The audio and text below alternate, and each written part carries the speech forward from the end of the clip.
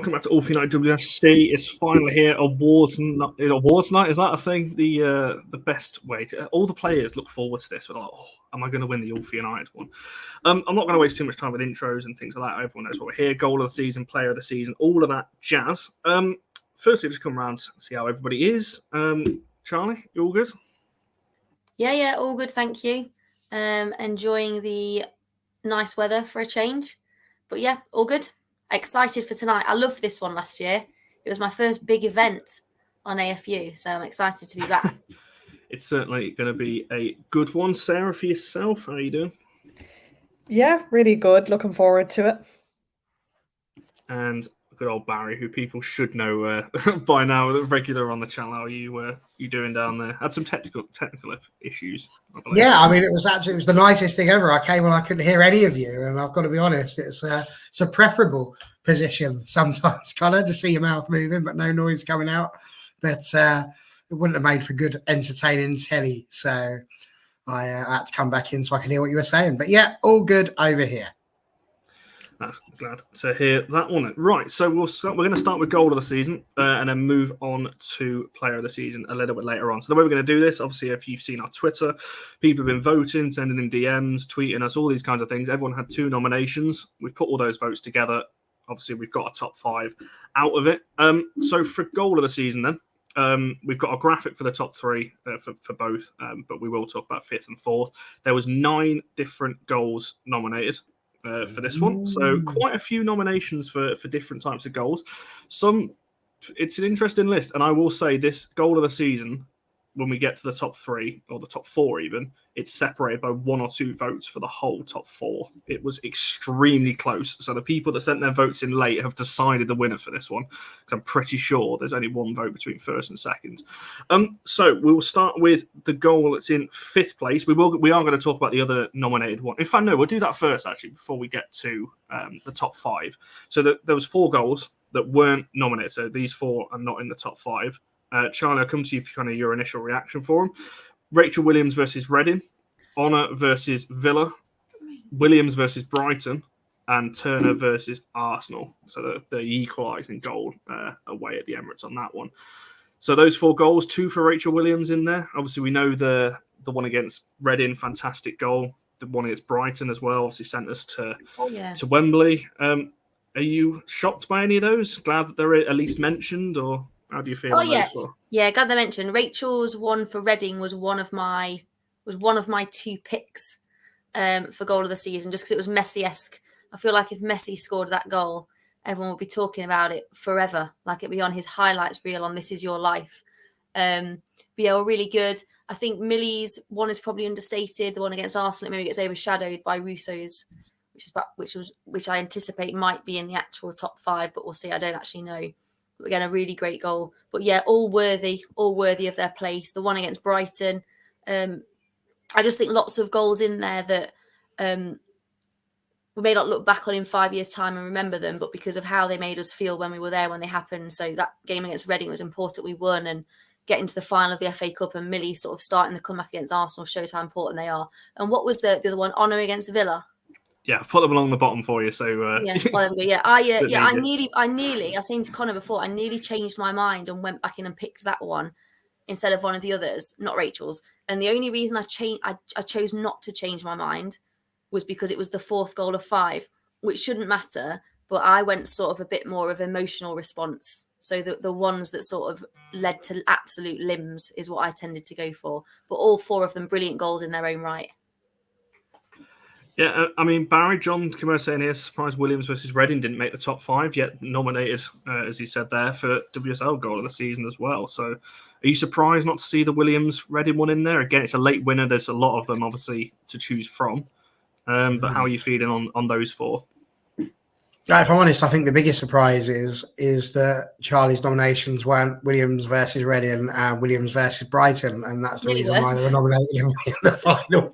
In the final 9, they both had 1, and that was both Charlie. No, I don't think there's really any surprises. I mean, I've got to be honest. I'm looking at that list and I'm struggling to remember Honor versus Villa. Smashed into the roof of the net. You got it live. I think you got that one, Bazza. Well, that's probably why I can't remember it so much. I see where it's going. Can I see what's going on? To be honest, I'm only 5'2", so quite often I'm asking, can I see even without the phone? But there we go. So yeah, I mean that was quite a good goal. Now you're remembering it to the top. That was quite good. They're all good goals in their own right, but I think the key thing this season for me, and certainly when I was doing my votes, was down to not just the emotional response, but the importance of the goal. The time when it was scored, the mentality that was required for putting that ball in the back of the net. And it's interesting because we've been having our own sort of goals of the seasons at Stevenage. And again, it was one of the people who said, I can't believe that Vicky Neal's headers and late minute goals haven't been put in there. And it's because they're not necessarily the most aesthetically pleasing. You don't look at them and go, wow, that's an absolute banger. But they're the ones you remember. And you remember them, I mean, let's be honest, Solskjaer sticking his foot out. I mean, it's not the best goal he's ever scored, is it? But my goodness, it's the one he's going to be remembered for in 20 years' time when we're talking about Ollie Solskjaer again. That's what we'll say. And I think that's going to be the case on a lot of these as well. So, yeah, absolutely love all of those. But, I mean, Turner's against Arsenal was a really good header as well. And that's what I mean. That they're not bangers, but I think what you'll say about pretty much all, at least 3 out of the 4 of those goals, very important. Very good mentality goals and ones that helped us to maintain what has been an absolutely unbelievable season, regardless of what you might hear. No, 100% agree with that one. I think that when we get into the top 5, surely you'll see that there is, well, make your own mind on it when it gets to that. But Sarah, for yourself, those 4 mentioned there, as you said, the 2 Williams goals, late winners, crucial as well that we get, especially that Reading one. Obviously, I know the Brighton one sent us to Wembley, but the one against Reading we spoke about at the time, another big late winner that potentially we don't get that. Do we have the end of the season that we do, momentum and all that kind of thing? So, any surprises there for you, or are you just glad, I guess, that they're on the list at least? People did vote for them. Yeah, it's a weird one for me as well because I always struggle to remember goals. It'll come up and it'll be like, I know I saw it, but I can't remember what way it was. Like, I'll have to go back and check my match report for Villa because I'm sure I was impressed by Anna's goal, but I am struggling to actually visualize it. And then I also missed the Reading game because I was on a train and I couldn't get a stream. So I was just following minute by minute updates, and I was sorry I missed that goal because obviously everyone was saying how great it was. But yeah, late winners, I'd be surprised maybe that they wouldn't be in the top 5, but then there could be similar goals in there. I don't know. But yeah, Rachel Williams, she's scored just so many important goals this season. So it's good to see her get the recognition, that somebody voted for them. Turner versus Arsenal, I think maybe deserved to be higher because I thought that was a fantastic header and technically a better goal than the winner. So, yeah. The Williams goal, I mean, if I'm remembering it rightly, the one against Reading, that is the one where she shifted it past about 2 or 3 players whilst running into the box and then just absolutely larruped it into the top corner, wasn't it? I mean, definitely the best goal she's scored this season, 100%.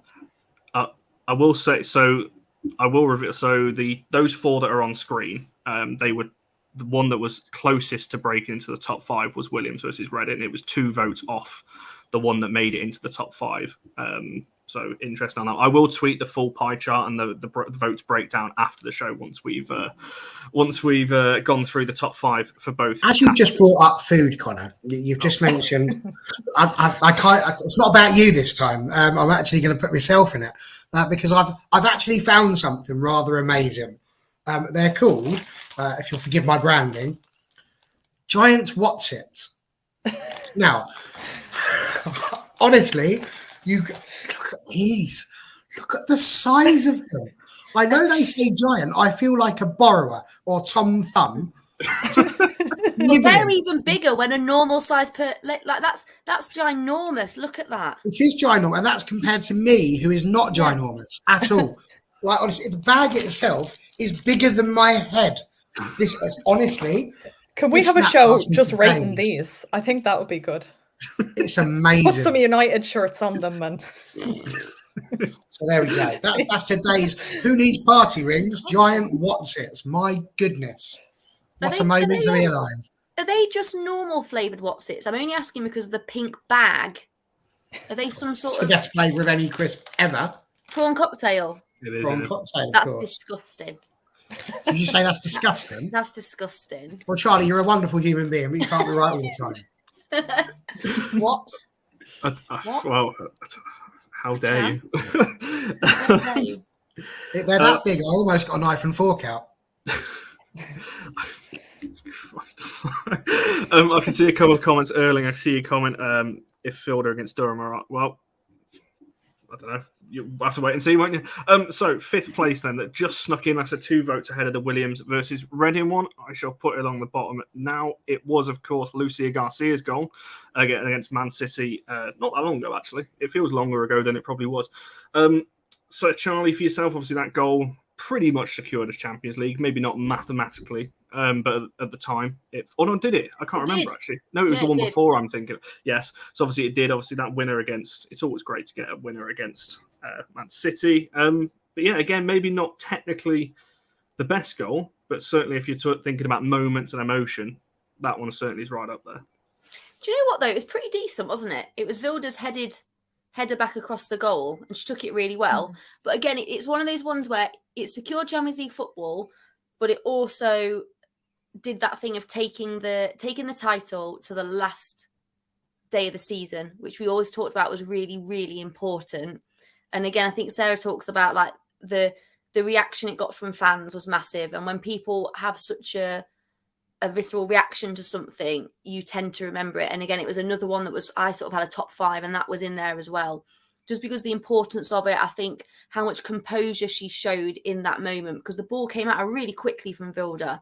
And again, but her as a player, what a season she's had to sort of play the subs role really and score sort of 7 or 8, maybe 9 goals in the league. It's just been amazing from her, and some really important ones as well. And I think that one was particularly important just because it allowed us to dream just that extra game longer for little old United, only in their 5th year to be in that position of playing for the title in the last game of the season was really important. And she took that so well, and her celebration was brilliant. She was running around in her muscle vest. Just everything about the afters was incredible as well. She's a tank as well. They don't notice how big her arms are. Like Captain Crush. She can crush my skull. Yeah, I mean, it's a WWF reference for anyone who's under the age of 60. I was going to say, I got that What's one. bigger, Lucia Garcia's arms or a giant Whatsit? Ooh. Because these are pretty hench themselves, I've got to say. That's a question for next time Man United women on Twitter do an Ask Mark Skinner fan thing, that they usually do. That's the question we're sending in. I think so. Imagine the scene. She'll be like, what are you talking about? What's a giant Whatsit? Do you know, I thought it was a really good goal, and I'm glad it's in the top 5 because it was one of the ones that I thought about as well. But again, it's down to that emotional reaction. I thought for me it was one of those goals where, again, technically not amazing, but just absolutely vital. And I think for all of us, the reason why it was so emotionally important was because we all felt the girls deserved that chance on the final day to be playing for the title, to have that opportunity for it still to be within sight until at least the very end. And that goal just 100% gave us that. It gave us that ability to dream still up until the final day, even though deep down on that final day, we all kind of thought Chelsea are probably going to do what they normally do. But for me, brilliant. And considering the amount of time she's played this season as well, she has been one of the more rotated players. Very, very good. So, yeah, glad she's in the top 5 with that one. Ole! Yeah, it was funny for me watching on TV. I think when I saw it happen live, I thought she's going to score this. I just had that feeling when she was about to hit the ball that it was going to go in. But then when I saw the replay from another angle, it didn't quite look as technically brilliant as it did to me the first time. But it doesn't matter. I mean, it was just, it was such a good goal, and just big emotional reaction. I'm losing my train of thought here. I was going to say something else. I can't remember what it was. No, that's fair enough. Lanzar makes a good point here. If we are going to get to player of the season. You never know; she might be in the top 5, or voted for. We've not got to that part of the show yet. But Lucy will be someone to watch out for next season. I think she settled into the league. Yeah, I think so. Her and Paris this season have been fantastic, as we've said, throughout the whole season. So going into next season, those two, if they can carry on the form that they've had at the back end of the season, brilliant on that right-hand side. It's good that we've got 2 players that can push each other on as well. 2 players for every position is what we've always said on that one. So Lucia Garcia, 5th place versus Man City. Now, as I said a bit earlier on, these top 4, they were dead. I said to Barry yesterday, we were in a bit of a tight spot here because 3rd and 4th were dead level, 1st and 2nd were dead level, and there was a point between all of them, like between 1st and 2nd joint and 3rd and 4th. So there was a bit of a problem. So I wanted some extra votes today, so we actually had a bit of a split. So you'll see it when we put it out how close this was. So 4th place, just missing out on the top 3, and me making a fancy graphic about them. Millie Turner versus Aston Villa, only just missed out. Obviously, that late winner that. Again, I think that was the moment where we really thought, right, we're going to Europe here and pushing on for the title. That that changed my. I think I voice noted Barry on the way. I'm going. I actually believe now. Like I really think we can go on and do it. Obviously, it still wasn't in our hands at that point, but that's how that goal certainly made me feel. Anyway, I mean, Charlie, we were both there. It was just. I mean, what a moment that was. It was a stressful game. I'm going to say something that I will regret as soon as I say it. But you only live once. And I don't know if anyone else who was there, like Connor, you were there, like Sarah in the comments was there, other people. But that is probably the closest I've come to actually wetting my pants in celebration of a goal. Like, I had to really put that pelvic floor to work to make sure that didn't happen. And again, I think if that goal is sort of one that gets you to 3 or 4-0, it might be missed. But when you look back at it, she's done ever so well. A bit Millie has, at least, same as she did against Arsenal to get us back onto a level playing field. But again, a brilliant ball from Katie. Set pieces, just a party trick, remember. A really good ball from Katie. And Millie gets above everyone. And we talked about it after that actual game. But there's so many people doing their jobs really well. It's Hayley Ladd holding off the Villa defender. It's Millie clambering all over Lucy Staniforth, which I quite like because she's an ex-United player. So you like to see that when they go somewhere else. It was just incredible. And she was quite far out, really. She wasn't like on the 6-yard box or anywhere. She was sort of around the penalty spot and just placed it perfectly through a crowd of players into the bottom corner. And Hannah Hampton had literally no chance. Just amazing. And the scenes afterwards were like nothing else. The way those players ran over to the crowd, the fans as well, was brilliant. Just everything about that was amazing. And it was such a good headed goal. And I think those goals are sometimes overlooked. Oh, it's just a header. But actually, there's a lot of work that goes into that. Finding the space, beating your man or your woman, being stronger, directing it into the right place. High pressure moment. It was really, really good. I saw that just as you were closing your statement there. Yeah, maybe for next season in Europe. Oh, God. Especially if we make it a bit further than fans are expecting as well. And, as Vic's saying, and even after that, running up to the away fans at full, as soon as the whistle went, a lot of the players ran straight to us. So I know, and Barry, for yourself on this, Gypskin saying here, good goal, but surely voted with the heart. I mean, would you say that? Or would you say as well that, as Charlie said, it's still a really good header to get the power on it to put it into the far corner? It was a very good header. And I think the main thing for me on that one, Connor, is that I actually think the better of the 2 goals that she scored there was actually the Arsenal one. But again, it comes down to the emotion, the absolute pure release that everybody would have got from just that being another last.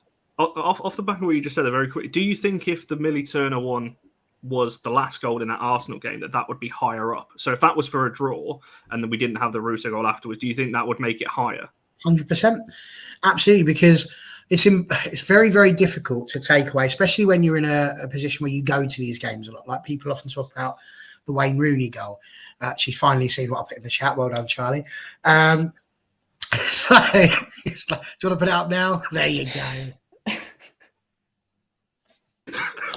I thought that might have been Connor, and then I thought, nah. That's not me. Well, there we go. There's your little happy moment. I do. I think you can't. It's really difficult to take away the emotion from a goal and from an experience and from. The one I went for, I'll try not to give it away, but it was without a doubt the best feeling I've ever had in a football stadium. Period. End of. No doubt. And yeah, I think a lot of people that would have done this would have watched the game live, would have been there at the game, and because of that, it's very difficult to separate what's an incredibly good goal from. I mean, like Hannah Blundell, I've got no idea, absolutely no idea if she's in the top three because you haven't told me who the top three were between. But 100%, that Hannah Blundell goal was technically perfect. West Ham, I think it was, just straight along the floor. Brilliant. All of us going, who scored that? And then we go, Hannah Blundell, are you sure? Because normally it's up there somewhere or over on. Brilliant shot. You know, she even looked shocked. So 100%. It's really difficult. I think technically that goal is better than Millie Turner's, 100%. But you can't take the emotion away from it. And I think that's the thing, certainly for us as United fans, how it made us feel. Unbelievable. I was going absolutely crazy when she scored that goal. And it was such a tricky one with Rachel Daly getting the goals as well. And it was just a horrible game. And we're all thinking, oh, that's it. Here we go again. It's Villa that's going to cost us the chance to go to Europe.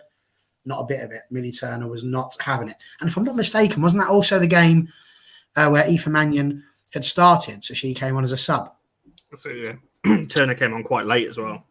So, you know, it's just all the things that go around it. It's like, it's just what a story this season has been. What an absolute bleeding story. It's been unreal. It certainly is. When we get into the top three in just a second, there's some brilliant moments to talk about, that's for sure. But Sarah, for yourself, that Millie Turner one versus Aston Villa, as we said, there's plenty of late goals we could have chose from this season. It's pretty stacked. Are you happy with that one? Fourth place, do you think that's about right? Would you have put it higher, lower?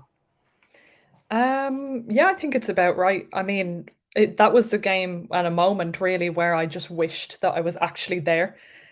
Because, I mean, you can get a sense of the reaction when you're watching it on TV, but, you know, just hearing everybody talk about what it was actually like to be there is just, yeah, it's another level. And I think I've wondered actually if I had been there, whether I would have rated it higher than that. But yeah, whether it was better than her goal at Arsenal, I don't know. I think maybe the Arsenal one was the superior one for me, but again, it's the emotion involved, so that probably has a lot to do with it. But it was a fantastic moment, and I think that's one that people aren't going to forget for a long time. Just out of interest, did anyone else vote for that one? I know I did. That's why I'm asking the question, because that was one of my two. What was the question? Did anybody?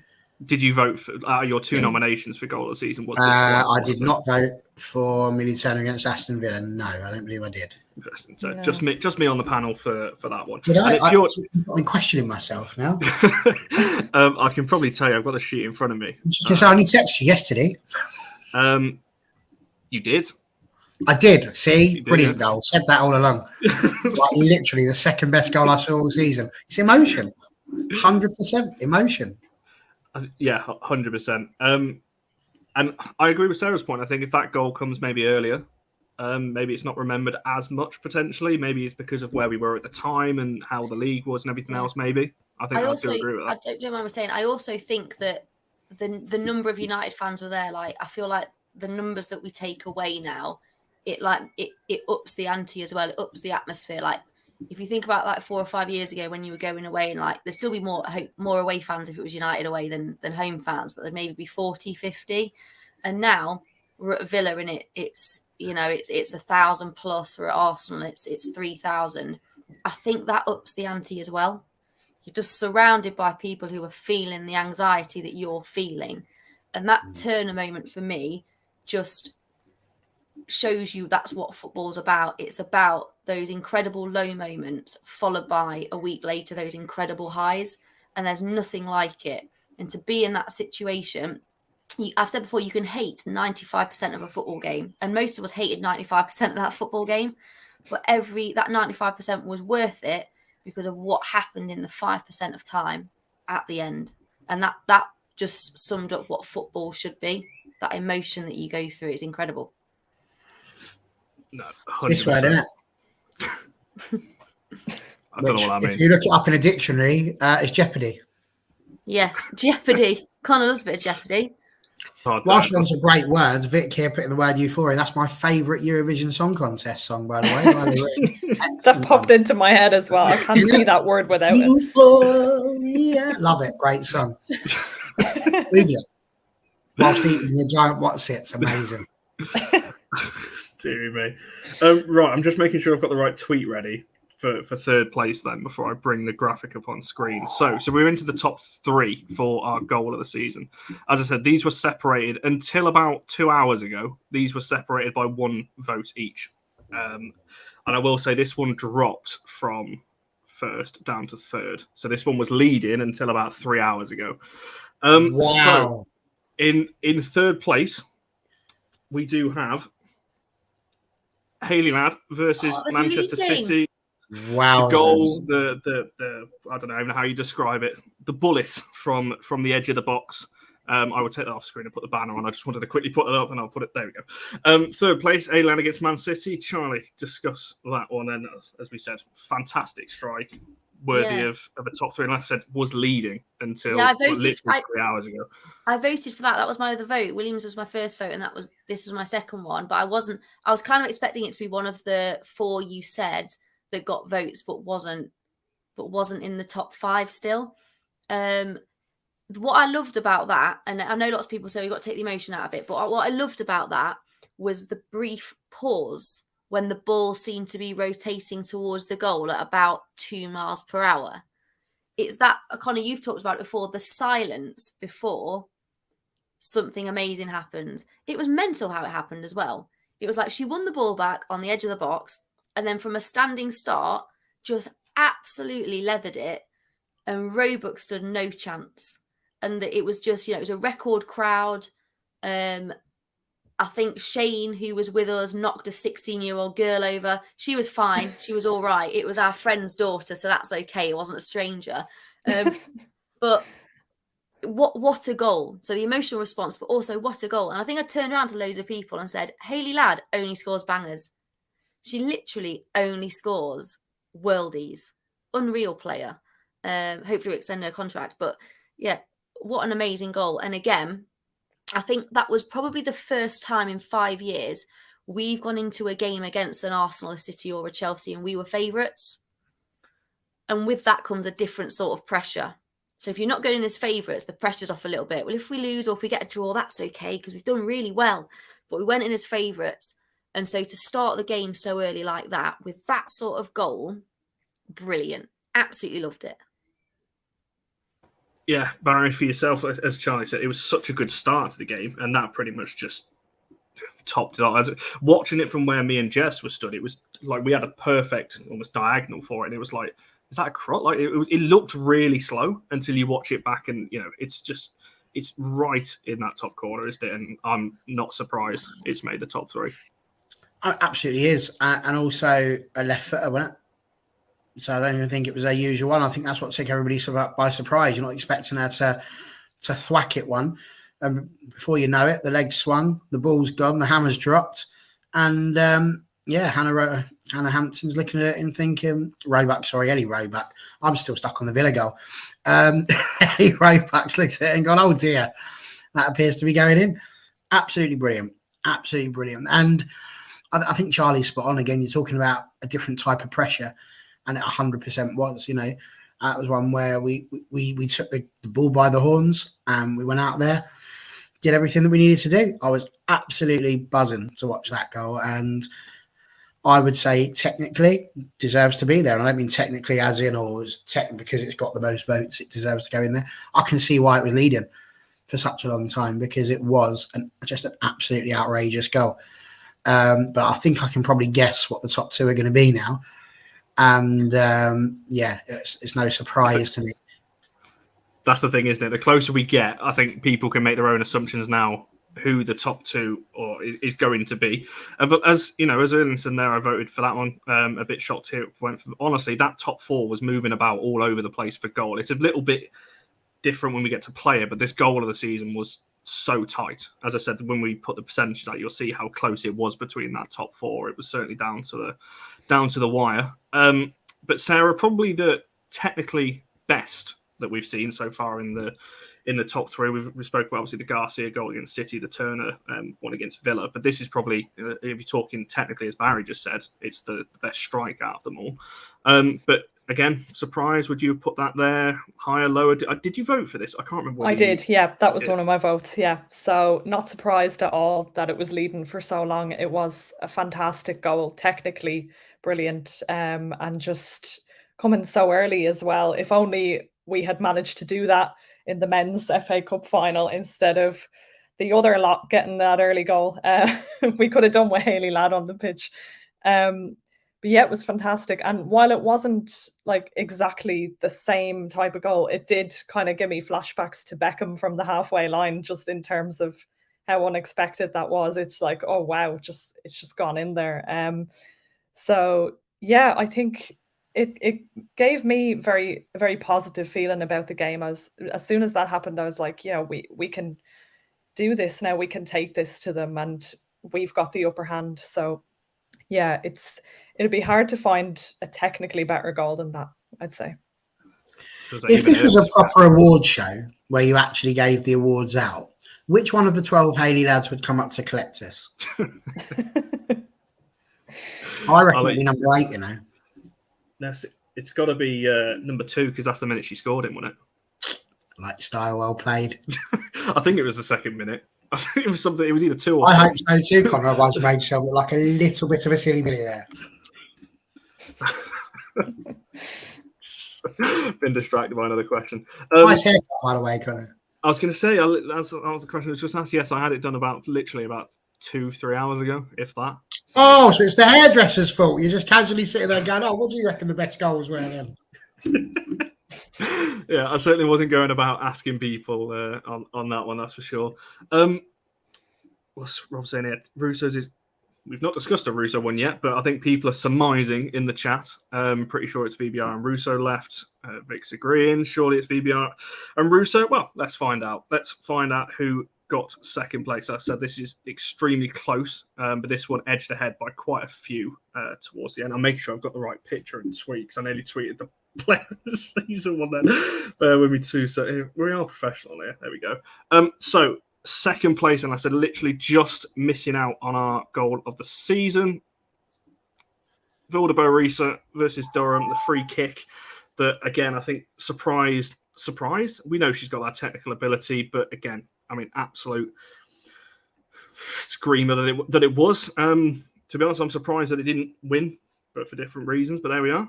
Charlie, this was actually my other vote. So I did go for the Turner goal and this one. This was my second, but I don't think you voted for this one, Charlie, looking at your things there. But what'd you make of that goal? I see it was just inch perfect, wasn't it? Right in that corner. I do wonder if it didn't get, it was obviously amazing. Probably, again, up with Hayley's technically the best one of the season.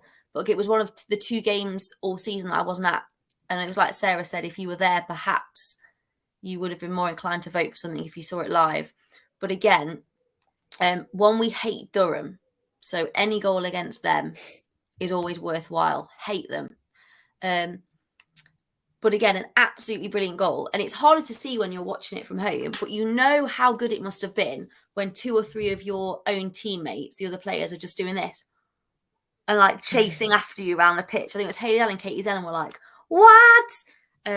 But just amazing. It was really far out as well. Real curve and dip on it. Even if it was the best keeper in the world, which it wasn't because it was the Durham keeper, you would have stood absolutely no chance. Was it the first one of the game? It was just before half time. Yeah, because it was getting, I think watching from home, it felt like it was getting a bit antsy at the game because we were clearly on top, and there's that worry of every time these lot do us over, if something goes wrong, we don't do something and we don't capitalise. So it came at a really good time as well. Such a wonderful goal. And obviously doesn't often take the set pieces for United, but we know what she's got in her locker. But yeah, absolutely brilliant goal. For me, probably technically the best one. Up there with a Beckham-esque, I think. Absolutely brilliant. I mean, it certainly was. There's a lot of people in the comments saying that was part of their picks as well. Obviously, it's made it to the top 2, so it obviously got a lot of votes. Barry, for yourself, do you agree with Rob's comment though here, saying that it probably suffered as much in the votes because it was part of a 5-0 win? We went on to win that second half 4-0, so it's maybe not as... I mean, clearly, as I said, people voted for it because it's up there. But again, maybe not as an important goal in the grand scheme of things when you talk about emotion and things like that. But as Charlie said, for me, that is technically the best goal we've scored this season. I think yes and no. I think the problem you've got, Connor, when it comes to any goal of the season, or indeed sometimes player of the season, you look at how it works, for example, on the United Club app. And I'm not dissing the club here. Let me make that incredibly clear. Just pointing out, because it's the same in any poll that you do. It's usually picked for you. You get to choose between these 6 goals or these 6 people, and they pick those ones. We've not done that. We've sat here and we have said, pick any goal over the whole season, pick any player over the whole season. When you do that, you are inviting people to vote for a variety of reasons. It could be Kaz, as you've just seen there, who would vote for Vilda Boerisa purely because she's stunning. It's like, oh my gosh, it's Vilda, vote for her. I'm sure her second one was also a Vilda one as well. So maybe it's that. I'm joking, Kaz. Breathe. But it could be that. It could be that you vote him because of how it made you feel personally within your emotions. It could be that you are looking at it and going, this is stylistically, technically the best goal. If you're putting that one up against Hayley Ladd, I'd still go for Hayley Ladd because I argue it's her weaker foot. But it does not change the fact that Vilda's goal was absolutely brilliant. Listen, I was watching this in Barking. I was stood in the middle of Barking getting ready for a cup match with the women at Stevenage. And it was just before I had to go off and buy some socks, which meant I missed the second half. I wasn't very second half of the football. I was not happy. But that goal made me happy because, like I said, it's just before halftime. And what a finish it was. It was technically superb and loved that. Absolutely loved that. I'm not a hater. Not a hater at all. I just said, loved it. Loved the goal. Come on now. Let's not start this again. I was going to say, Kaz definitely went for both Vilda goals because didn't she score against Durham in the Conti as well? And that was a good goal as well. And that was a really good goal. That's what I mean. So you could have had not a single vote for that one actually. I mean, probably because we didn't. Oh, you didn't vote for that, Kat? Honestly, Kaz, unbelievable. No, she didn't. What I'm saying is, like, probably would have, being a fan page and all. Be a fake fan if you didn't. I'll be disappointed, Kaz. But she definitely didn't. Loved it. Brilliant goal. Sarah, for yourself, I'm trying to look. This was also on your vote as well. So you went for the Ladd goal against City and this one as well. So I'm assuming you're pretty happy to see this one up there as well. Yeah, it was fantastic. I agree with Rob to an extent because, it doesn't have the sort of drama of a late winner or, and the emotions involved, but it did liven up the game. I think coming just before halftime, I personally was feeling a bit, oh God, this is going to be another of those games where we're struggling to score and not hitting the target, and then Durham will just wipe us out. But yeah, that goal gave everybody a lift, and I think, and then obviously it paved the way for the other 4 goals. It got the ball rolling, so to speak. So yeah, I'm really glad to see it up there, and it was technically brilliant as well. She's so good with set pieces, and yeah, happy with that. No, definitely. I echo all of the comments that you've made there. It's a fantastic free. I think I tweeted off the air, if you count at the time, that would be our goal of the season. Obviously, it's not. We do have one that has slightly eclipsed it, which I'm pretty sure most people will be able to guess, unless there might be a surprise on the cards. But I think it feels like it's the second one I voted for. Let me have a look, actually, before I bring it up. Who did you vote? You may well be right on that one. So people have surmised... I love it when you say that. I don't say it very often. But yeah, as I'm sure most people imagined, our goal of the season, voted for by everybody, it had to be the Russo winner away at Arsenal. Yeah, as I've put on the tweet, for most people, that was the catalyst for the season, the turning point, that the fact we can go away to these big sides, score the goals like that. I'll bring it up again just because why not? It's a great picture. I love that picture. But Charlie, I mean, that moment, I can imagine you and Barry were both there. Just unreal, right? Yeah. It really was unreal. That was my, I think, again, that was kind of up there with the Turner one against Villa that nearly snuck into my top two, but I might have had more recency bias as well. But that was the first time that it felt like we were at a football stadium in a proper away end, like 3,000 United fans, everyone getting involved. It was the first time that we'd beaten a team like that in front of a massive crowd. I know we beat Arsenal 1-0 at home, but that was during COVID, I think. So there was no one there to support with them. And I mean, Barry, it was amazing, wasn't it? Like it was the period, it was the 30 to 40 minutes afterwards as well, when lots of the away fans stayed behind and it was just the chanting and the cheering. And that was the first time that we heard any rumblings of the champ. And now you're going to believe us, which obviously didn't come to fruition, but it was the first time that it happened. And again, it was that thing of going ahead and then falling behind to 2 goals that were disappointing from an Arsenal perspective for us. And that's, for me, that's one of the, I love those goals where you watch it back and back and back and back because you want to watch everyone's reaction. So I'll watch it back and I'll look at May Letizier's reaction, just knee sliding everywhere. And I'll watch it back again and I see Tooney and Honor on the edge of the box, just like, yeah. And then you watch it back again and it's Hayley Ladd and you're watching just everyone's responses. And then they zoom in on the crowd and you're watching it for that. And then you watch it 3 or 4 times because they're showing the bench and you go, and that's Vilda and Paris and Lucy Staniforth are running onto the pitch. They're running the subs off the bench. And it's just one of those goals where you'll never get tired of watching it, ever. And I think I've got the highlights for that game on like a playlist on YouTube, my Man United Women playlist. That game, the highlights are there. But just everything about it. Massive stadium, the world watching on Sky Sports, being the underdogs, falling behind, just amazing. And that was what sort of that really solidified this upwards trajectory that we were on. And it was a weird one because it was like when we got Millie Turner goal, it was a little bit like, oh, this, it'd be okay if we get a draw. That's quite decent. But it felt like we were the team on the ascendancy. And again, it was the 7 minutes injury time as well, wasn't it, Barry? It was too much injury time after that as well. And the kids running on the pitch. 7? People storming on. It was just 7. And then those kids. 7? It was just insane. Someone made a video of it to the backing tune of the Titanic. And I've never seen anything more apt in my life. In hindsight, based on what I'm saying, I probably should have voted for it, but I didn't. But yeah, just amazing. Just amazing. Yeah, I mean, Barry, as Charlie said there, you were also there, captured the moments for us as well, which is still one of my favourite videos that we've tweeted out this season. I think it's just incredible. But yeah, a lot of people talking about in the chat, the fact that the emotion of that goal, and I said that the turning point that it felt like at the time is probably why this is at number 1. Certainly, I think one of the most watched videos as well on the channel. So it was the luckiest moment ever to have caught that. But listen, that whole day, the more I think about it, was just like genuinely brilliant. Just genuinely. It's the first football match that I've been to. I didn't drive. I normally drive to my football, but I got on the train for this one.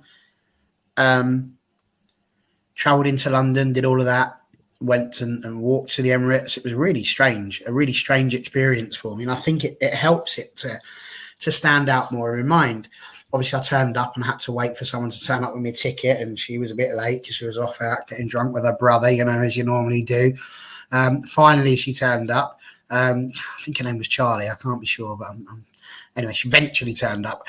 And travelling into there, walking in, seeing how full that away end was, hearing the sound, barely hearing the Arsenal band, barely hearing the Arsenal fans, even their traditional song of Arsenal, Arsenal. They're only one word that they've got. Couldn't hear it because we were just singing from start to finish. We take the lead and it was brilliant. And at halftime, we're all sitting there thinking, wow, this is amazing. And then within seconds of the restart, it's 1-1. And then within a few more minutes of that, we're losing 2-1. And all of a sudden you start to think, it's that mentality, it's that problem again. I stood up here and put my head above the parapet right at the very beginning of this season, saying that we were going to be involved in this title fight and that we were going to be winning it in the end. I may have been wrong, but it went down to the last day of the season. This game, when Leslie Russo pulled that absolute banger of a header out of her back pocket, was the moment where I really think everybody else started to stop looking at me as like some sort of deluded soothsayer full of positivity, and instead someone who actually had seen something in the squad that was there from last season. And it just goes to show that actually you don't always have to just sit there and critique every single day. Sometimes you can just sit there and support your team and go, do you know what, let's just enjoy what's in front of us. Let's just enjoy the fact that we are in such a world where we can sit there with everything else that's going on. Cost of living crisis, the fact that we've got people in charge of the country that don't seem to know what they're doing. We've had COVID, you know, all of this stuff going on.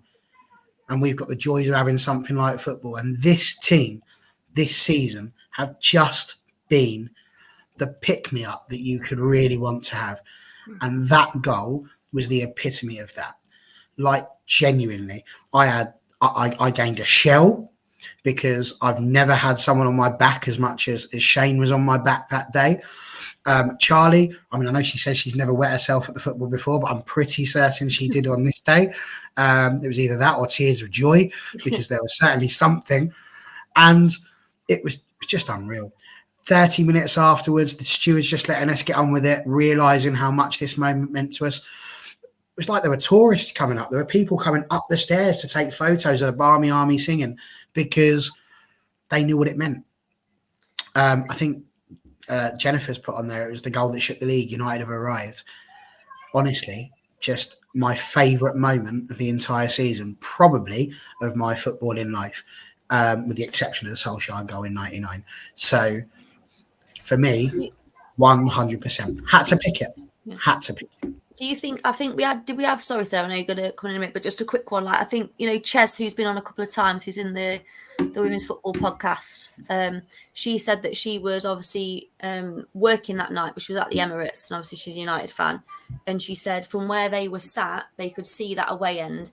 And she said there were a couple of journalists who maybe weren't for away ends. And when that goal went in and they saw that reaction from the players and from the fans, they just turned around and said, you know what, you're right.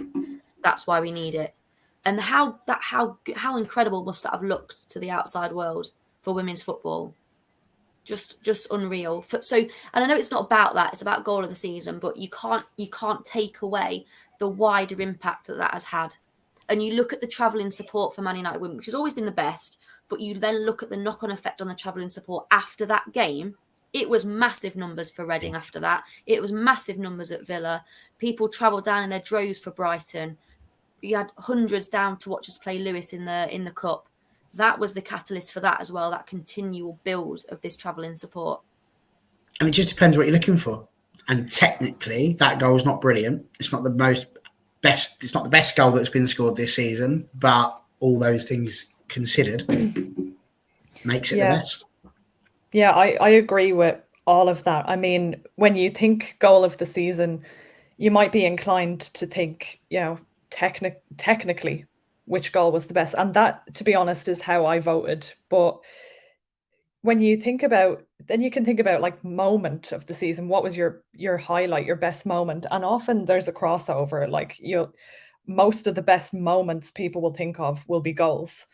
That's just the way it is. So I think purely in emotional terms and the turning point that it represented and that game represented, it does deserve to be right up there at the top.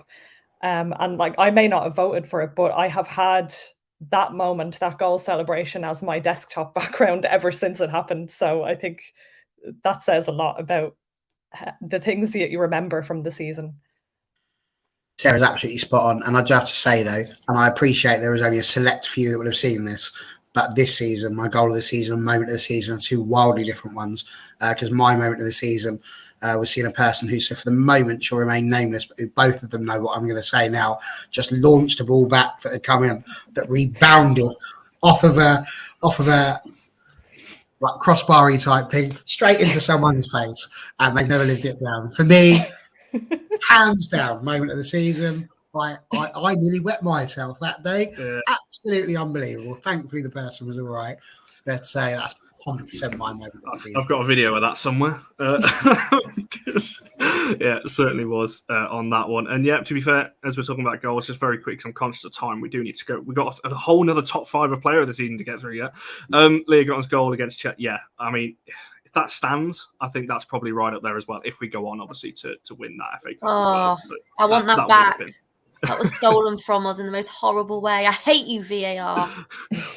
Yeah, it's in some ways I'm glad that it was the right decision, because I can imagine if it was wrong and we got robbed of it, that would have been even worse. So in some ways I'm kind of glad that it was right. But yeah, what a moment that would have been. Right, we will move on to player of the season then. So 3, how many did we get? 9 players had votes for, 3 missed out, and we have a tie for 5th. So we'll get to that one in a second. So the 3 players that missed out, just very quickly, we'll go through these 3. I'll bring them on screen now for you. Hayley Ladd, Rachel Williams, Nikita Paris all got votes. Didn't make the top 5. I thought you were going to say got no votes. I was like, what? No. So these 3 players did get votes, but they didn't make it into the top 5. So Charlie, for yourself, it wasn't you actually that went for Rachel Williams. Well,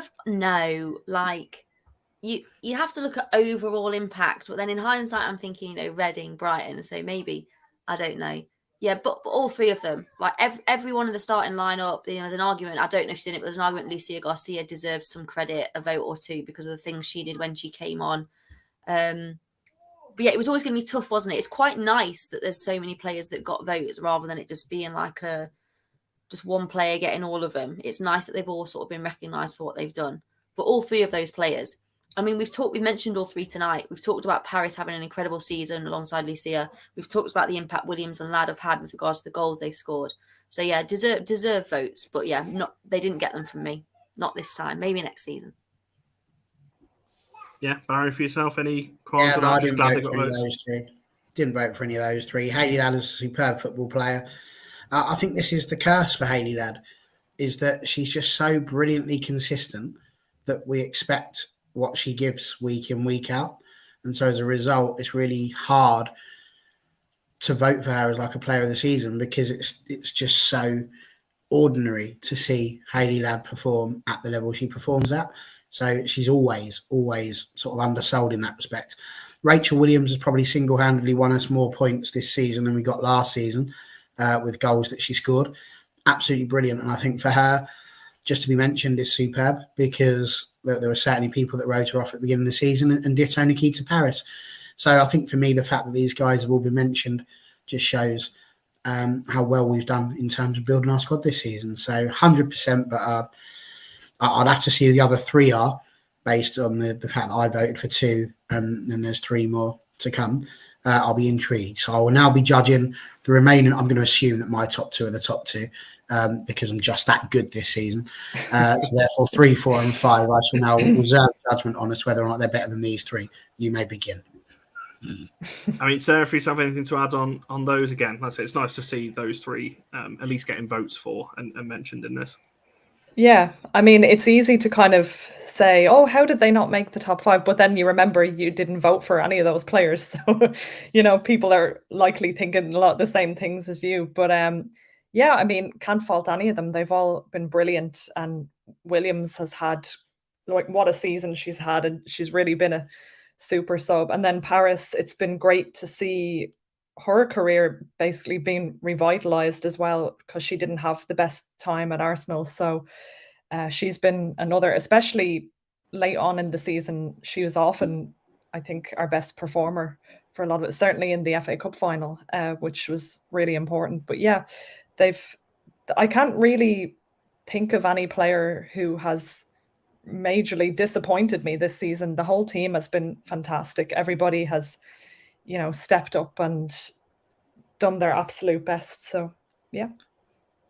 No, I think that's a fair way to look at it. As I said, these were the 3 players that did get a vote, didn't make the top 5. And I will reveal before we go into the top 5, there is a starting player who has not had a single vote, and it is taken me by surprise. And I think when we get to, obviously through the end, you'll see who it is by process of elimination. But there is a player that I thought would at least get votes that hasn't in this one. So we'll come back to that in a second. So 5th place then, we had a joint split. I can't remember how many votes they got, but they were split a couple each. As I said, that for goal of the season, it's quite close. For player of the season, you'll see when we get there, the top two are quite far out ahead of the rest. So only a couple of votes for these two, but good players nonetheless. Charlie, discuss on this one. 5th place, Hannah Blundell, Mary Earps, joint for 5th place. You agree with that one? We said obviously Blundell got player of the season. Highly rated. Obviously, Mary Earps, we know. Sorry, I'm just recording it for my records for later to add to my spreadsheet.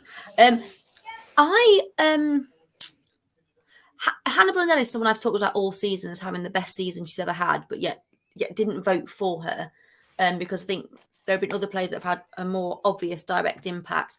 I thought Mary might get more. I don't know why. She had a really good season, hasn't she? We've had the best defensive record we've had all season, and she made a couple of really good saves. So I'm surprised I just felt instinctively like she'll be higher up than she is. But again, both had absolutely amazing seasons. And this time last year, Hannah Blundell wasn't even in the conversation. Like, should have been nowhere near. And what a turn up for the books she has been. And deservedly getting the player's player of the season award from the squad. But yeah, wonderful. Best season for her for United, and probably for a while. She was starting to be phased out at Chelsea, wasn't she? I think England are going to miss her, but this isn't a Lionesses show. But I think they'll miss having the WSL's best English left back. But yeah, great seasons from both of them. And I think the fact that Mary is so low probably shows that we've had players that have really come in up to their game and done really well. Because I think it was Mary 3rd last year, 4th. Maybe 3rd or 4th. Yeah, but she got quite a lot more of the vote. I think it was more substantial. I was literally just checking. Yeah, so she had obviously a big vote drop off, but I think that's purely because the top two just stole everyone else's votes. But it's also, I think, because like we've said, there's lots of players that have either come in and done really good things or who have upped their game. So it's no bad thing. And I think we've said before, it's maybe not the best thing if your goalkeeper's your best player of the year. Something's perhaps gone a little bit wrong elsewhere for that to happen. So I'm not too worried about it. Yeah. I was going to say, if your goalkeeper's player of the year, or player of the season, you've probably had a pretty poor backline, and your keeper's had to make a load of saves to bail you out on that one. So, but Barry, surprised to see them maybe a little bit low down. I said Blundell wasn't even in the conversation on our last one. Just dropped one position, but again, not massively. So, well, again, just shows how well Hannah Blundell has done. I mean, as I said, last season she always looked like there was potentially a mistake in her. We haven't said that at all this season. At no point have we looked at Hannah Blundell and thought that there was the potential that she might be a weakness in the squad. If anything, she's turned herself into a massive strength. So, yeah, kudos to Hannah Blundell. She's done really well. Wasn't one of the two that I chose. I did consider Mary Earps. She was one of my ones where I was sitting there thinking, would I put this person in ahead of the two that I chose? She probably would have been my 3rd, if I'm honest with you. So I would have expected her to maybe finish 3rd. But as you just said, a lot of it depends on how your back line's been. And our back line has been so formidable this season that actually it's no surprise. Yes, she's got the most clean sheets of any goalkeeper ever in the WSL now. But I think what's really important for me is that last season her star was really growing. It was in the ascendancy because she was getting picked for the Lionesses and then went on to win the Euros. Whereas now, we just expect that from Mary Earps, very much like we did with the likes of Hayley Ladd. So I think her problem there is that she's not going to catch the eye quite as much. So, but brilliant, absolutely superb. And Sarah, for yourself, I don't think you voted for either of these two either. But again, as Charlie and Barry have just said, two brilliant players this season and consistent. Yeah, I mean, it was really tricky because I did consider both of them, and I would say they would come 3rd and 4th for me. And John's comment, actually, which I was going to mention, and then he said it about how Hannah Blundell reminds him of Dennis Irwin. I think that's a really good comparison. He was someone who was just absolutely vital. He was the best in his position, and yet for whatever reason, just didn't get the credit for it. Certainly from United fans, yes, but in general, he didn't. And I think sometimes that can happen with defenders. They just get on with the job. They do it really well. But I think often the goal scorers will get the plaudits, and that's just the way it is, unfortunately. But yeah, they were both definitely worthy of consideration, and she absolutely deserved the player of the season. No, 100% agree on that one. I was trying to take the comment off screen. Sorry, John. So, yeah, Sarah's saying there's a link up between Hannah and Leah. Erling, again, he's going in with his assumptions. Pretty sure at least 2 of the back 4 will be in the top 3. I've just put in our private chat, I think this top 5 is going to upset a couple of people because, as I said, by process of elimination, you'll start seeing who I'm talking about that didn't get a single vote, as they weren't even on the nominated bit either. Moving on to 4th then. Charlie, I'll come to you first on this one. In 4th place, just missing out on the top 3, Katie Zellum. How have you made of her season? I think pretty much every one of us this season said it's probably her best season in the United shirt. She's moved up a position from last year. She came 5th, I think, in our one last year, so moved up 1 position. Yeah, El Capitan, the old whipping boy. I can't remember what that word was for like someone who is lambasted for everything that goes wrong, even though it's not really their fault. Like, what is it for that? Needs like an English teacher. What's that word? Like the one that's always blamed for everything. Anyway, we'll get over that. Go on, Scapegoat. Yeah. But obviously, if you look at her performance again, take the emotion out. We look at performance, and you look at progressive passes and forward passes into the final third and chances created. She's like the top 3 of the WSL for all of those. And people will say she should be, but it's over per 90, so it's an average. So it doesn't really matter how many minutes you've played. But again, she's been really good. She scored 7 or 8 goals, assisted 7, 8, 9, something like that. She's been absolutely brilliant. And I think some people would argue, the midfield generally is where we maybe need to improve and maybe to add quality, and they might be right. But I think that doesn't take away from the fantastic job she's done. I mean, we've talked about lots of these important goals. So Millie Turner's goal against Villa, Leslie's goal against Arsenal, Rachel's goal against Brighton to get into the FA Cup final. And the provider of all of those goals was the same person. And, when you listen to the players talk about it, like Leslie talks about that goal against Arsenal, she just said, I know. I knew Katie was going to put it in the right place. I knew that was going to happen. And if you take those set pieces away, it's looking like it could be quite a different story for us. And I know it's all hindsight because like Vilda could have come in and done those same set pieces. You never know. But we can only look at what's happened. And I think she's had a really, really good season. And the players obviously really have faith in her and they believe in her and they want to follow her. And it's been a really good season for her again. And all season, she's performed really well. Even that horrible game against Durham in the Conti Cup, we were being run ragged there. And then she came on and that's what led to Vilda's goal against Durham, the one that lots of us forgot about. That was that goal as well. But yeah, another really good season from someone who sat fairly deep at times. I think in the championship season, she was more of a 10. She was playing further forward.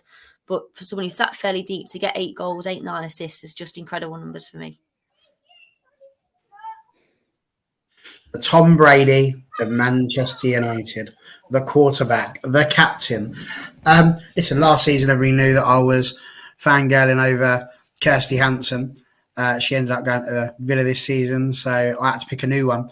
And Katie Zellum was the one that I chose. And the reason for that is simple, because she's just that good. She's got the range of passing of a David Beckham and a Paul Scholes.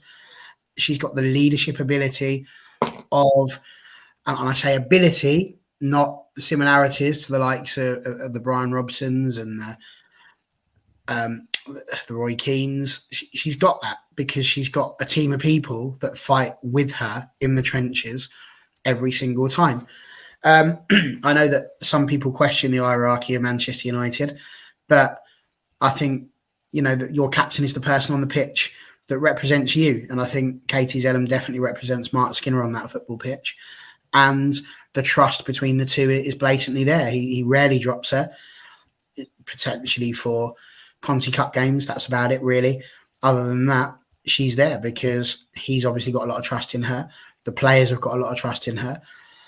She's just got a fantastic attitude. The fact that she keeps on not getting picked for England. I mean, let's just take that for a second, right? She doesn't get picked for England in the last lot of internationals.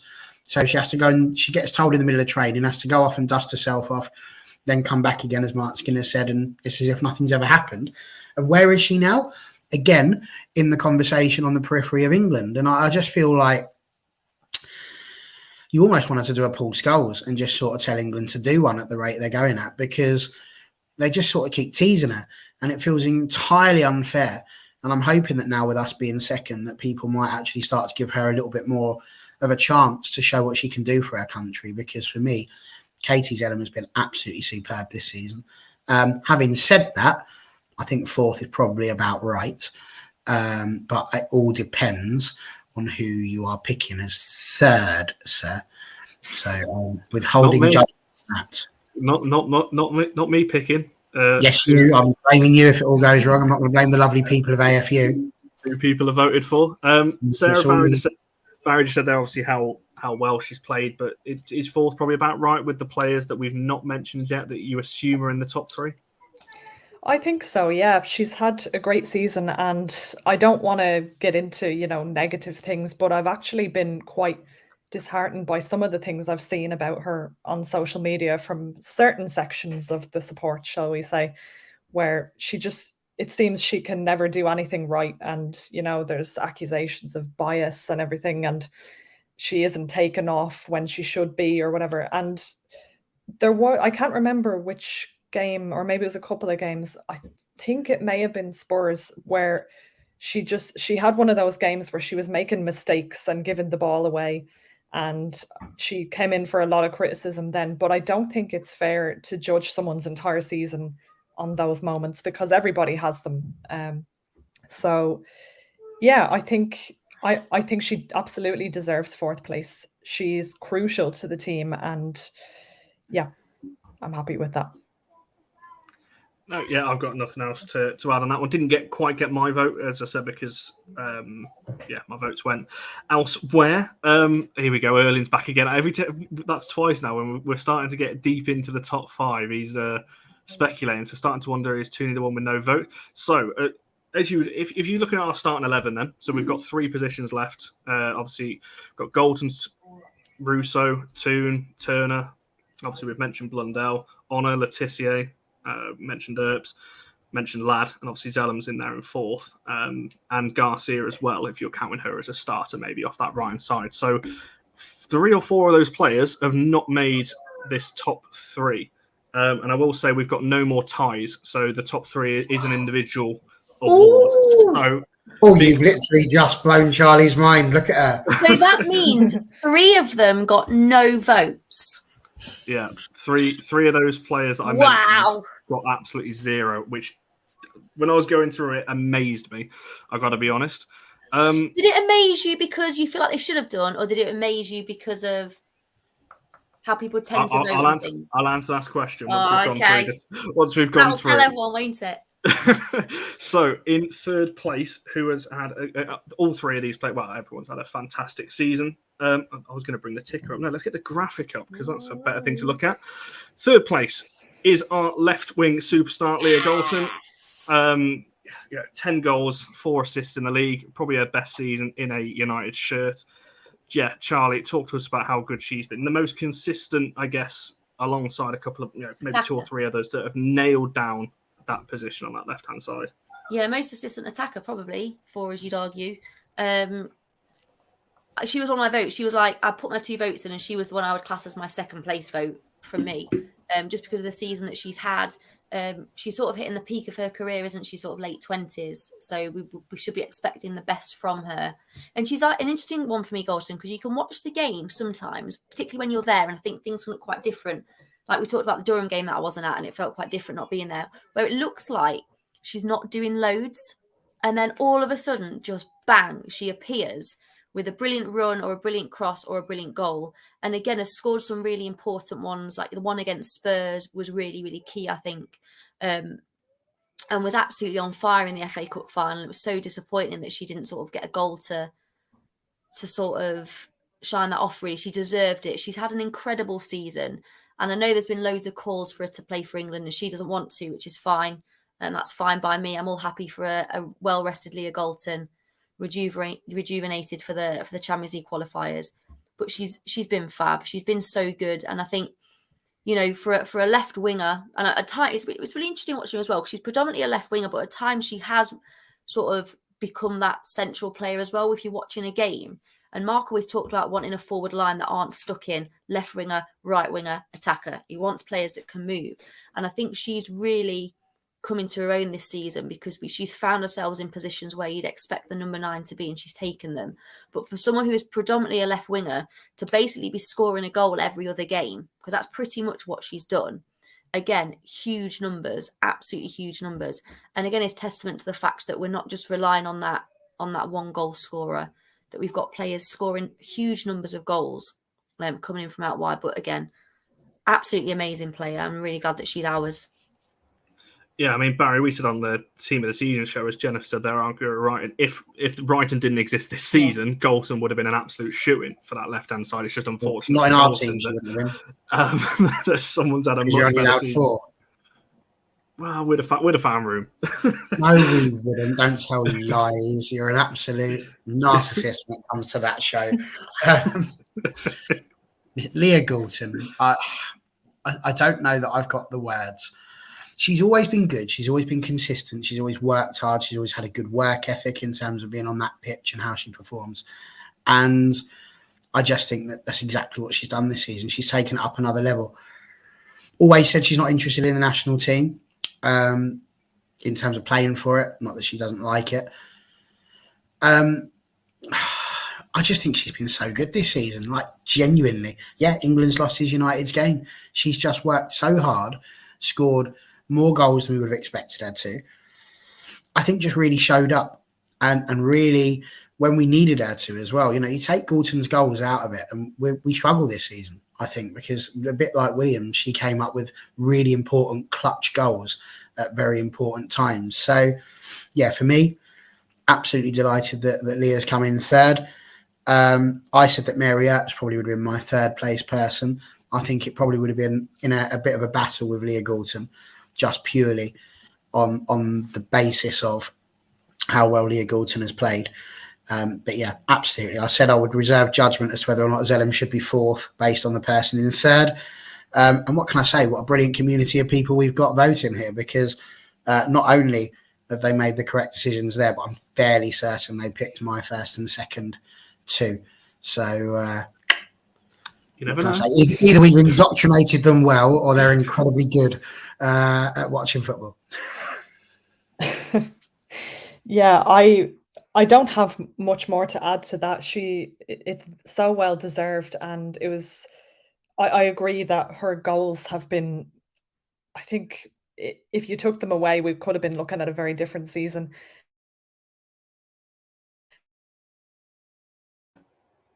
I thought my internet had gone then. That is Sarah's. I thought my internet had gone more. I think, yeah, it might have been mine, unfortunately. It's a bit patchy. You're back. But, You're back. Yeah, no, it was just great to see her compete with Russo, you know, for the top scorer accolade. She's been fantastic. And similarly, I thought I had third and fourth worked out, but then I remembered, oh, yeah, I'm pretty sure I'd put her in third now at this point. No, that's fair enough. As I said, she obviously got quite a decent number of votes because there was a bigger gap between. There's a gap between third and fourth, and there's a colossal gap between third and second. So, as we said, majority of the votes did go towards our top two, and I think it's going to be pretty obvious when we bring up second who has come first, because I think everyone probably knows by now who the top two is, unless there is a surprise on the card and people think that certain other players should be in there. So let's get the picture at the ready. Let me just get my tweet ready as well, because why not? Let's do it all at the same time so we're all in sync. So second place, just missing out. As I said, these two are neck and neck for the whole time we've had this voting up. Of course, debut season, Maya Letitia just misses out on our top spot. But yeah, Charlie, talk to us about her, because debut season for us, so young as well. The composure she has at her age, it's absolutely phenomenal, and for me, fully deserved, right up there in second place.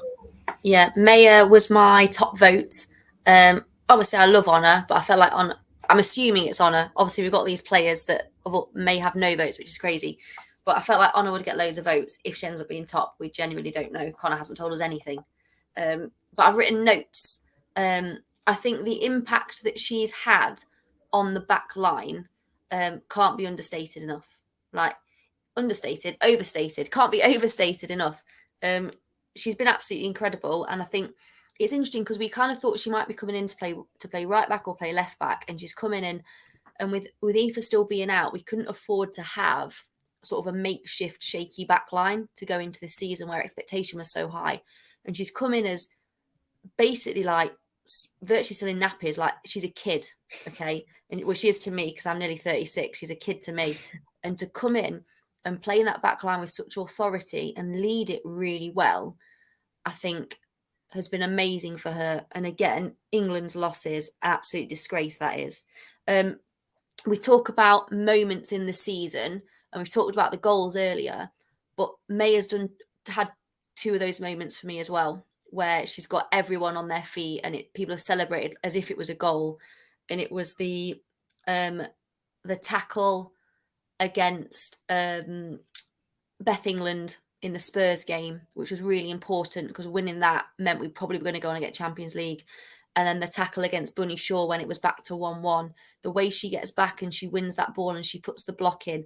And I've spoken to a couple of people about her, and I say, when I think about other United centre-backs, I just think about Vidic, because I think if you're not a United fan, you might look at him and you think, oh, he was reckless, and he wasn't. Vidic wasn't ever reckless. He was just completely committed and put everything into every moment. He put his body on the line, but played really, he was a good footballer as well. And for me, that's what Maya is. She also is brilliant at starting attacks, which Aoife used to do for us last season really well until she got her injury, and we needed that back in as well. And she's done that. Her passing range is amazing. To come in on your home debut and score 2 goals, I mean, what an impact to make. She's just had the most amazing debut season for United. And I think it's the right thing she came to us. I know lots of clubs were in for her, but I think she might have maybe not got the opportunities there that she's gotten with us. And thank goodness that we did the right thing and we got her in. And again, we need to keep her for as long as possible. I completely forgot about that. The 2 goals on a debut as well. Amazing. It seems like so long ago that now. But again, isn't that incredible? So every time she then went up for a corner, she creates a problem. Like, she didn't score any more goals from corners, but teams knew that she could do that. She could be that issue. And again, her being there and having that reputation creates space and it draws defenders away in set pieces. She's just been unreal. 20 years old, first season in the spotlight, because it's United. I'm not trying to be arrogant for us, but it's United. People are always interested, aren't they? People want you to fail. People are taking a load of joy in her failing. You should have gone to Chelsea. You should have gone to Arsenal. She didn't. She came to us, and she's been absolutely amazing. The end. Yeah, go for it, Barry and Sarah. Well, what can you add to what Charlie's already said? She came in with much fanfare. Do you remember those heady days almost a whole season ago, Connor, where we were sat on here debating whereabouts someone like Maya Letitia would fit into the team? How's she going to start if we've got Anna Battier playing at right back? Perhaps Anya's going to go to left back and Maya's going to sit in at right back. And Mark Skinner, in case you don't know that's the manager who's taken us to second this season, watched this player and decided, actually, no, we're going to put this person at centre-back, something that you suggested might happen, Connor, from what I remember. Ridiculed would be the word I would use for that. But yeah, there she is. Just guesswork is all it is. Complete guesswork. You know nothing. But I think it was so important to bring that up because I didn't expect her to be centre-back. Not that I thought you were wrong. I just thought that was, she'd been playing at right back for goodness knows how long. Why would Skinner want to do that? So when people sit there and go, why do you just defend Skinner? Or why do you just... Because he's a football manager and it's his job and he's not an absolute imbecile. If he was, it's not like Mr. Bean's taken over and it's just some sort of a gag and a joke and we're all sitting there going, I wonder how he might fluff this up. That's not what's happened. He's worked hard to get the job that he's got. So he must have a slight idea what he's talking about.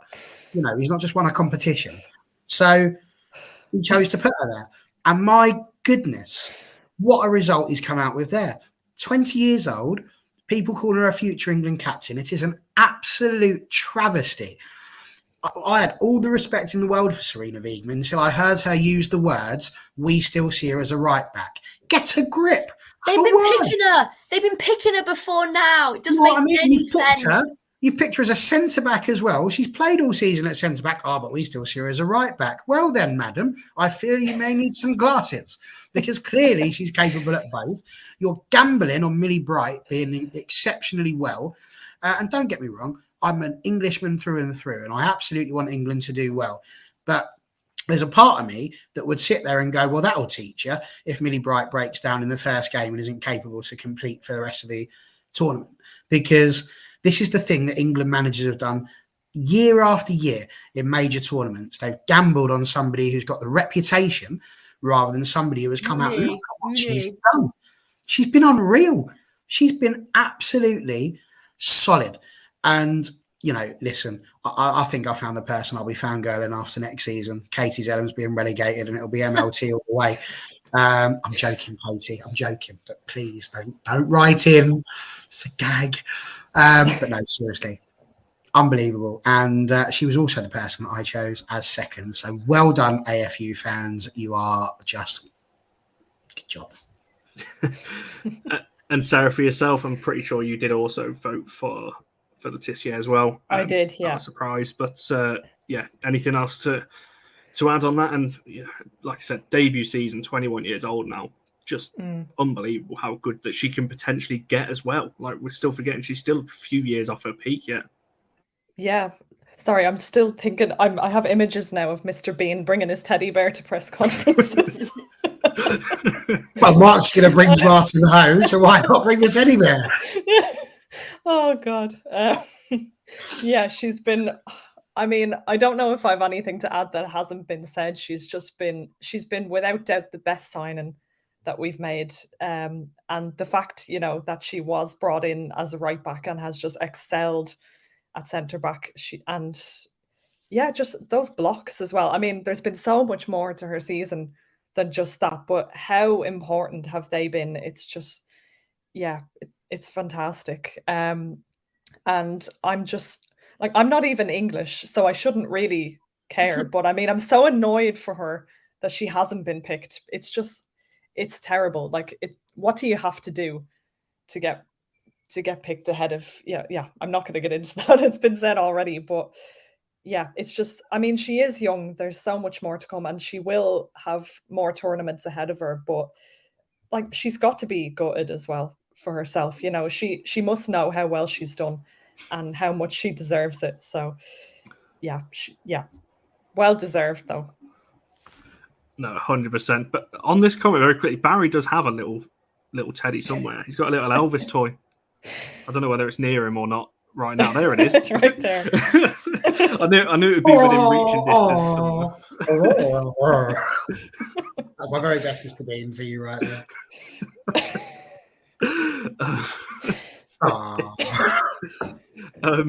Yeah.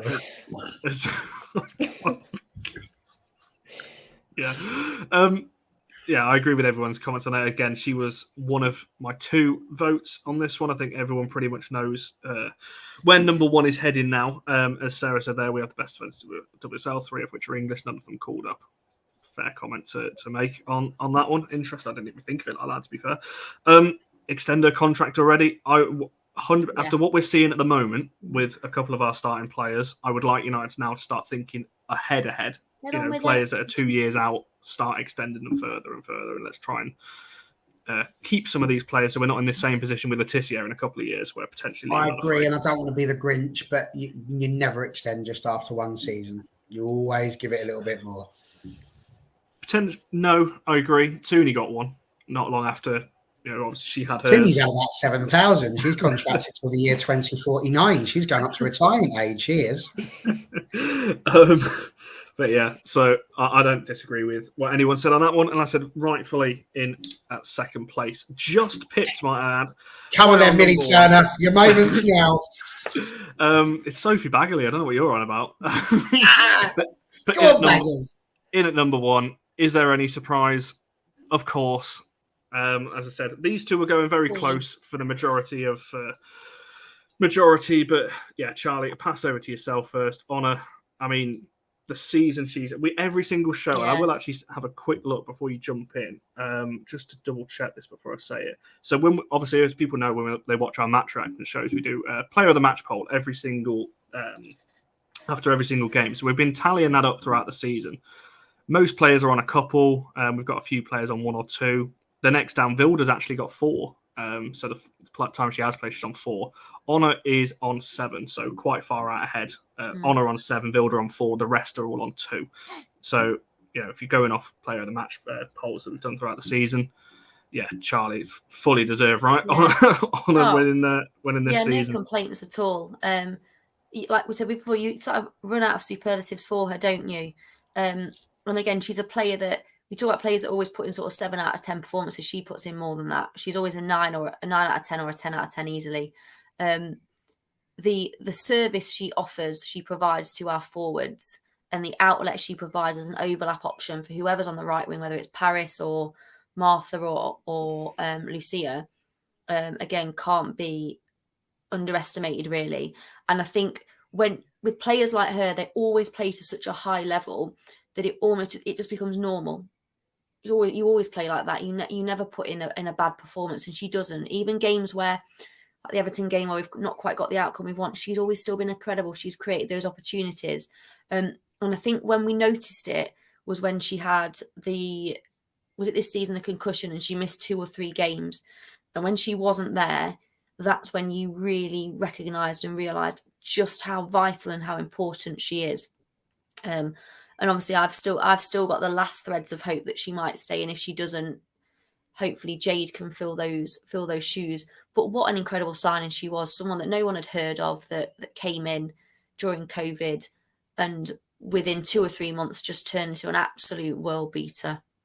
And it's one of those players where, like, if the opposition are playing and their sort of left wingers getting no joy against Honor, there's no point in swapping over. Like, it's not even like, we'll just swap our 2 wingers over and get some joy, because you just won't.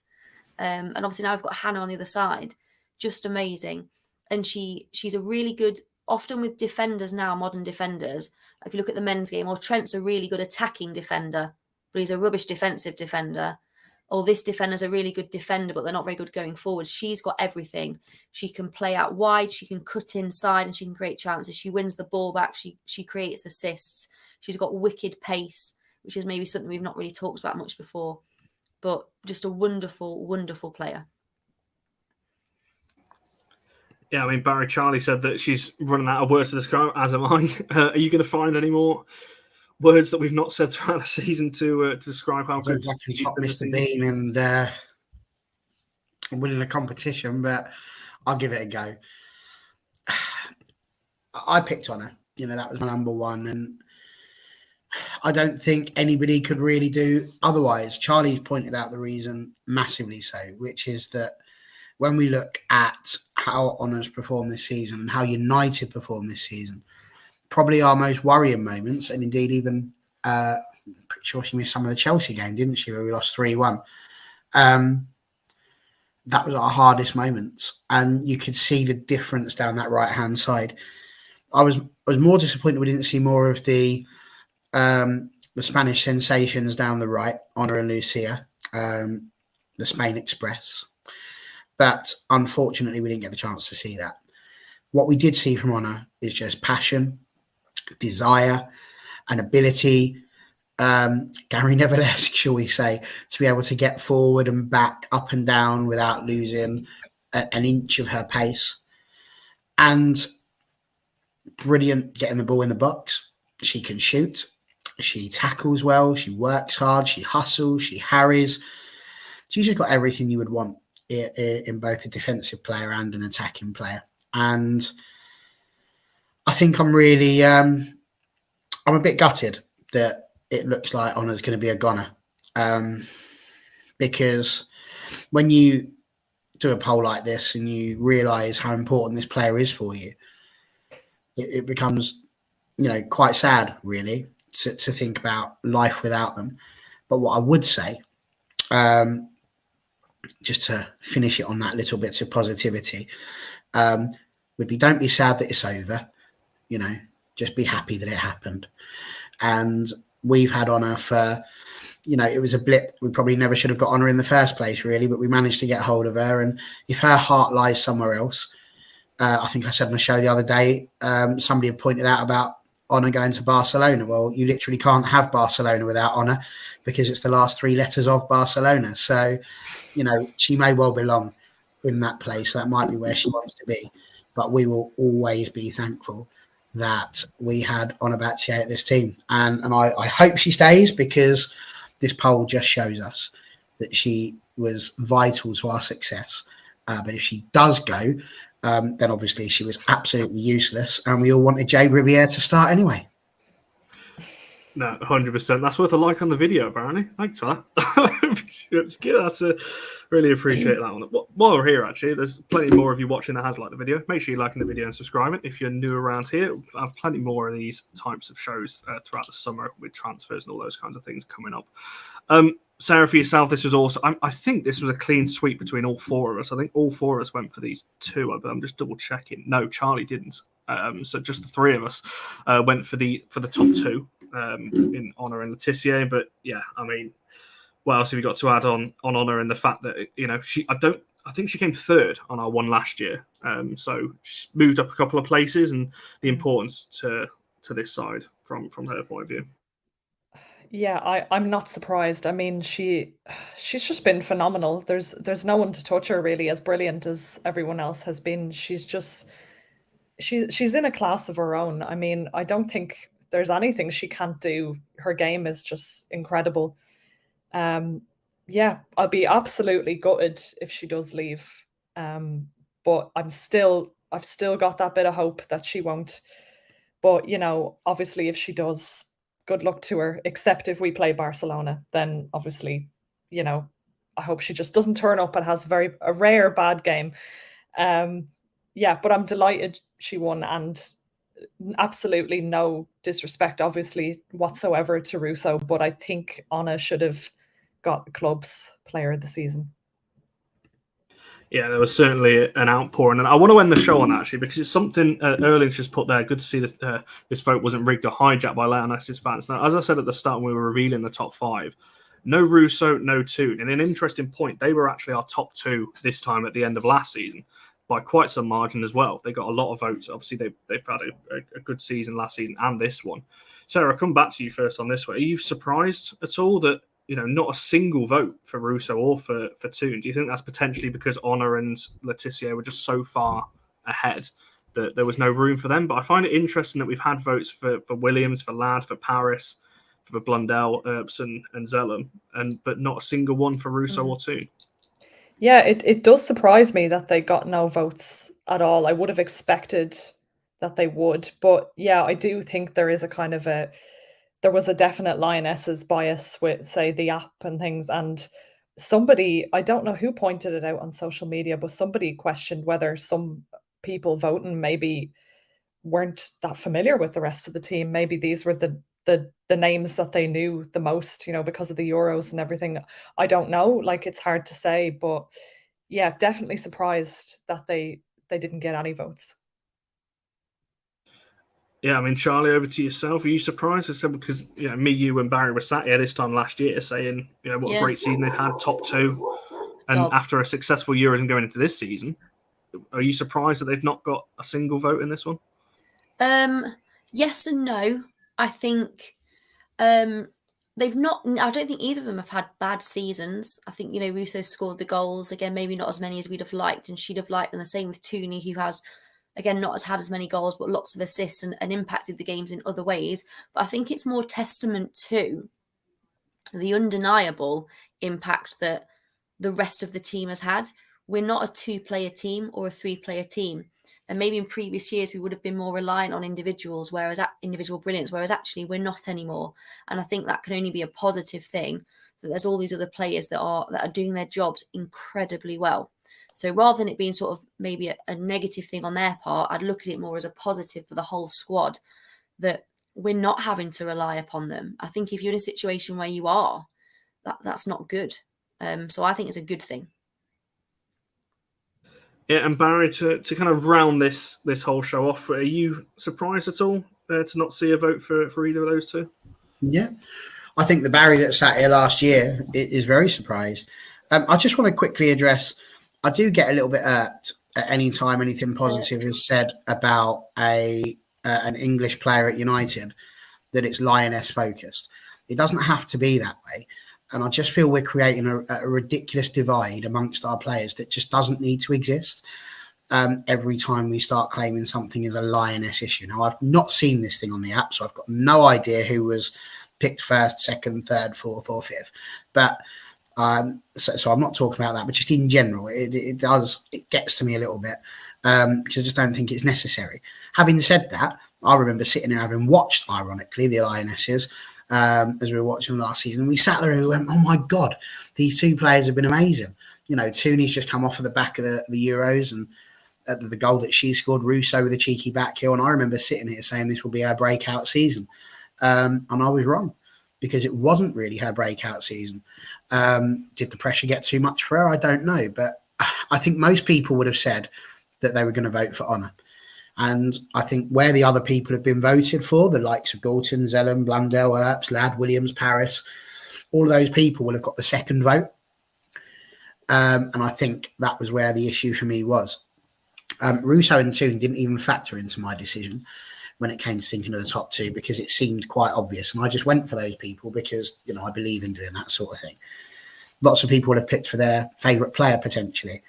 I just think Ella Toon wasn't at the races as well as she could have been this season. And she hasn't been the Ella Toon of last season. And for that reason, she wasn't going to really get a mention. Am I surprised that she didn't get any votes? Not at all, because as I said, all for United viewers know their football. They're not silly. They're watching for a reason. They all know what's going on.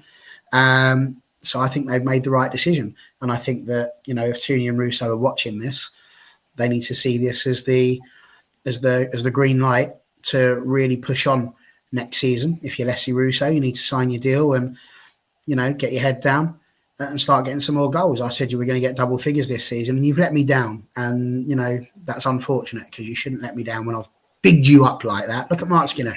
Look at the rest of the team. I said, oh, we're going to be challenging for the title, and you did it. But you were one goal off of making me right. And so for that reason, Leslie's on the naughty step. So no, I'm not massively surprised. Am I surprised that someone like Paris or Williams or Ladd got a vote over them? No, because it's about impact. When I think about Russo's impact, it's that goal against Arsenal. That's the biggest one, really, that comes to mind. When I think about Tooney's impact, the biggest thing I think about with Tooney was missing that goal just before the penalty shootout against Aston Villa in the Conti Cup, and then missing the penalty in that shootout. So I think that really says it all. But on a positive side, Charlie said all the right things there. Doesn't it just show how good the rest of the squad have got, that we're not even really considering what were our two best players last season? No, 100% agree on that one. As we said, 9 different players got votes this year. A closely contested top 2. I'll probably tweet it either tonight or tomorrow, the percentages and things like that, and you can see how it was broken down. I'll do it before I go to the car. So you can see the percentage breakdown. So yeah, that pretty much concludes our goal of the season, player of the season. If you've just tuned in, Russo was our goal of the season against Arsenal, and Honor has just won our player of the season as well. Yeah, it's been I've really enjoyed this, because there's been a bit of negativity floating around and all these kinds of things. So to actually look back at what a great season we've had, talking about some great moments, some great goals, some great players as well that we've had this season, it's been absolutely fantastic. So make sure you're hitting the like button and subscribing. Before we do wrap up, Sarah, where can people find your blog and things like that? I'm assuming that's still up and running. I might have just put you on the spot here if it's not. It is. Yeah, I'm just kind of. It probably won't be as busy over the summer, you know, although I hate doing match reports, so I'm glad to have a break from that. Yeah, it's reddevilwomen.com, and you'll find us on Twitter and Facebook as well. And as always, anyone who wants to contribute is more than welcome to do so. There have been a couple of people so far who didn't think that, you know, writing was their thing, and it has absolutely turned out to be. So I want to give as many people a voice as possible. Definitely go and make sure you go and check that out. John Commode is in the comments, has done a few towards the back end of the season as well. So some good articles on there. So go and make sure you follow that. Obviously, liking the video and subscribing. We'll be back at some point in the next 7 days. I'm not entirely sure when. Obviously, as we get into the summer. We'll be live when things break, transfer news and all those kinds of things. We're expecting some kind of announcements in the next few weeks. We've got to, as we're coming up to the start of the window and contracts officially expiring. So we're expecting to see some stuff obviously coming up as well. But we hold out hope we can keep a couple of these players. So make sure you're doing those things, and we shall see you guys in the next one.